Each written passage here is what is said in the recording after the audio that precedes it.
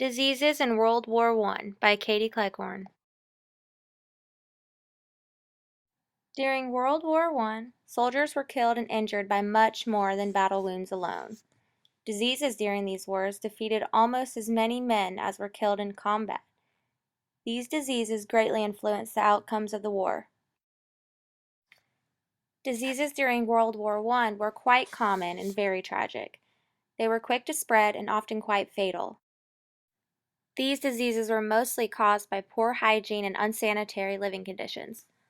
Also, since this was a world war, soldiers came from across the globe, spreading diseases that others may not have any sort of immunity towards.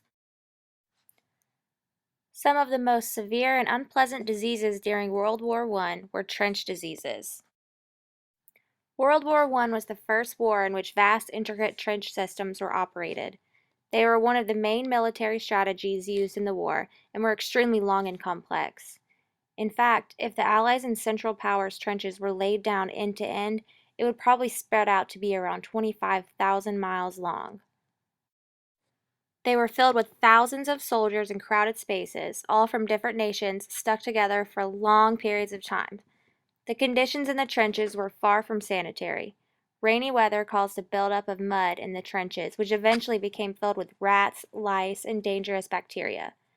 These extreme conditions were particularly damaging to the soldiers' health, causing life-threatening diseases that were so prominent during this time that some were given the lasting prefix of trench. Two of the main trench diseases during the war are known as trench foot and trench fever. Trench foot is caused from standing in cold water and mud for a long period of time. The cheaply made boots worn by the soldiers at this time made matters even worse. It led to the loss of blood circulation, causing the foot to go numb. If the condition of the foot was very severe or left untreated for long enough, the affected soldier had to have his feet or sometimes even legs amputated.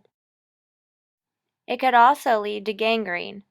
In the British Army alone, there were about 20,000 reported cases of trench foot. Another illness contracted in the dirty trenches was trench fever.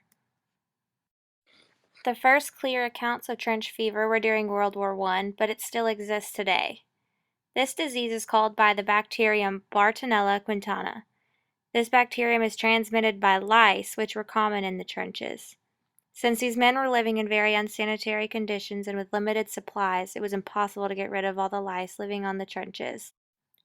Even if they shaved their heads, the lice remained on their clothes and in other places throughout the trenches, hopping from person to person rapidly. The lice spread the diseases so quickly that about 1 million people on the western and eastern fronts of Europe were affected by trench fever. The bacterium causes symptoms such as bad fever, leg pain, and endocarditis, which is an inflammation of the inside lining of the heart valves. Since many soldiers suffering from trench fever were hospitalized and put on bed rest for the severity of their symptoms, it is easy to see how this disease took a major toll on the power of the armies. With these trench diseases put aside, the most fatal disease that swept through the globe during World War I was the Spanish flu, a very severe influenza. The influenza outbreak in 1918 was one of the deadliest pandemics in history, killing at least 1/5 of the world's population. Pneumonia, blood poisoning, and poor blood circulation were some of the deadly symptoms of the virus, holding back millions, literally millions of soldiers from fighting, and killing them along the way. This deadly disease took around 70 million casualty lives in 1918, and an extremely considerate amount of soldiers' lives. So not only did this disease conquer the outside world, but it also began killing soldiers just as fast as the war was itself. The outbreak of this disease took a huge toll on the Allies and the Central Powers, so both sides were affected greatly. The close contacts between the soldiers, like in the trenches for example, made the virus spread more rapidly through the war. Another less fatal but still very infectious disease that was common during World War I was typhoid fever. This disease was very common during World War I, mainly because it comes with unsanitary living conditions. The symptoms of typhoid fever are chills, fever, spots on skin, delirium, convulsions, and sometimes death. This disease was very hard to avoid considering it was mainly carried by flies and found in their drinking water, which was extremely contaminated.